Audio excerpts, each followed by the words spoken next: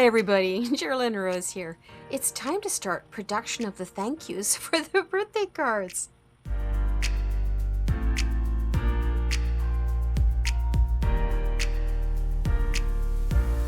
We'll take care of the housekeeping first.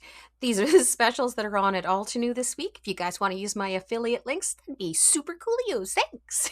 Okay, I need to get some thank you cards done because I have some lovely crafty friends, some of whom remembered my birthday right off the bat and had already sent me cards, and a couple of them have showed up already, and some of them were real surprises. So I need to get some thank you cards done because manners are manners, right? Hey, it gives me an excuse to play around too. I thought I would get out my gel plate because this one is going to a lovely Leo, and I always think of Leos with like the fire colors, the yellows and the reds and the oranges, and just bright and cheery and sunny.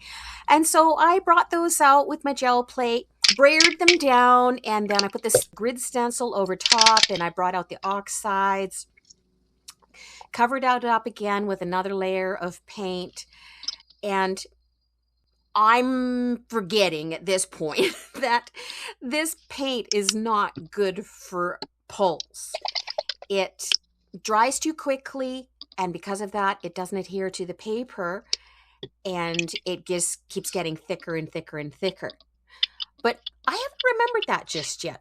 So I laid the stencil back down over the paint, and then I had stamped out the image of the Sulfur Cosmos that I wanted to put on her card, and I'm using that as a mask. So it didn't matter, that it wasn't a good impression or anything, and I just fussy cut it out. And you can see that we're already going sideways here because I kept having to readjust where I was putting those flowers down on this paint, and it's drying more and more and more each time I do that.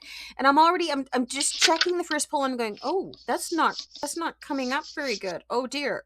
And maybe I just need to give it a bit longer. And I did. And then I tried pulling it and I'm like, ooh, okay, there's just barely a couple of dots there. So I'm like, that's cool. Oh, that's cool. Okay, we'll just let it dry again. And you go back in with the wet paint over top, and you put the wet paint, brayer it down, and then, you get your cardstock and your covering paper over top of it really quick so that it sticks to that wet paint. And I'm like, okay, this will work. So I braided it over top of the stencil and the other layers that I had in there. And then just for good measure, I'm going to add more white paint. And it's like, oh, great. Now I'm pulling it up in the corner because that part was dry and I didn't go in with enough paint, and then it stuck to the brayer. And okay, just fix it. So I've got it in. I'm going to place that cardstock in the same spot. You can see I let it dry longer this time. And you can see how the paint pulled up on the sides from the gel plate. And so I'm just slowly pulling. But because I had that masked off portion from where I'd cut out, it created a halo effect around the edges. I didn't get it pressed well enough in.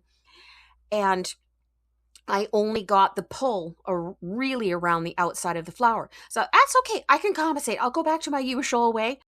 I just got out the inks that I was using in the yellows and the oranges and a little touch of pink. And I, put them on and brayered them through just directly instead of using the gel print the other times. And, I'm bringing the pink down at the bottom. And then I was like, oh, that's right. I need some green, probably where the leaves are going to go. And I'm just putting them in patchy because I know that I'm going to be stenciling over top of this. So it doesn't matter what they end up looking like because they are like, the third and fourth and fifth layers down over the whole thing.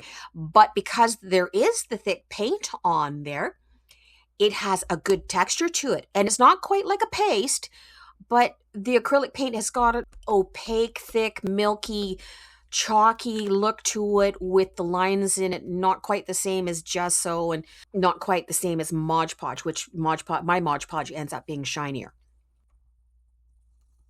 I let that all dry, and then once it was dry, I stamped the image with obsidian black ink, and the obsidian black ink, be it's a pigment ink, but I didn't need to heat gun it. It dried really quickly. Maybe it's because it's super muggy here today and I'm expecting more thunderstorms, because that's what it feels like. And we've got both air conditioners going. I'm in here with the door closed doing the voiceover, because otherwise you're going to hear the fan running through the hallway pulling the cold air from the air conditioner so that I can breathe and live in my menopausal stage. And ladies, I know that some of you know what that's about.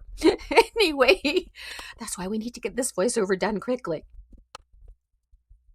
This set, though, the Sulfur Cosmos, is one of the ones that is a layering stencil set, and it's got a couple of layers for each flower. I went in with yellows on the outside and then an orange and then the pinkish tone towards the middle. And for the leaves, I just did a lighter green on the outside and a darker green in the middle. And it did wonderfully. It stuck down. There was some of the residual paint from the gel pull that it added texture in the middle of the flower. Then, because I wanted to deepen it up once I got the middles of flowers in, I brought in my watercolor pencils and I used the reds and I used one of the hot pinks like picked raspberry and lumberjack red and put those down. Had to use a little bit of water just on the ends of the pencils to get them to activate a little bit better. So while that has set aside, finished drying, I have got out the classic greetings. And I was like, well, I don't want to emboss it on there because I know that I've got a bumpy surface on there with all the texture from the gel print and stuff.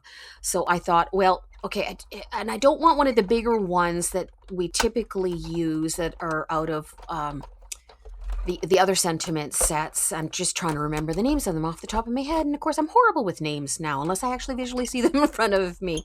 But this one, the classic greetings, they're a little bit smaller, and I was able to use my better press with that.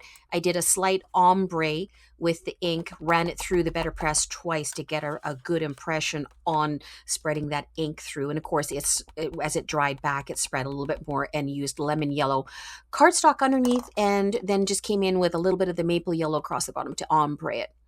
So that being set aside, after it's die cut out, I'm working on the inside of the card, and I used my Stamp Wheel 2 to put a very light impression of the Sulfur Cosmos flower just in the one corner, used yellow ink, and then I used my blending brush with what was left on it to bring the pink and the red in the middle. And the sentiment, it was out of that Sulfur Cosmos set too, and I did it first in yellow, and then I brought in little spots of pinky red through it, so it's kind of a neat modelly effect. Of course, we could put some shine on it, so I used 2 of the lighter yellow mica sprays, and I just shook them up and then, you know, splattered them on. Custom stamps going on the back of it, because we always have to show this. I don't know why. And here we are, now that we've got the splatter dry, we're setting that sentiment down into place. And I didn't build this one up. That's actually just a single layer. And I like the yellow with that dark red pink tone against the flowers, against the lighter background. A little bit shiny, shiny, bling, bling. So enamel dots here. And I did bring out some of the Simon Says stamp, the champagne sequence as well.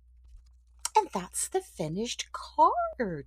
So I hope my friend down in the US that she likes it, and she knows that I'm very appreciative. Thank you very much for sending me that birthday card. It was such a surprise. It actually was the best birthday ever this year. A reminder on that, there's one more day for the giveaway video to put a comment in. I'll be drawing that tomorrow. Thanks everybody for watching and subbing, and just be that change you want to see in the world. All right, catch you later. Bye-bye, everybody.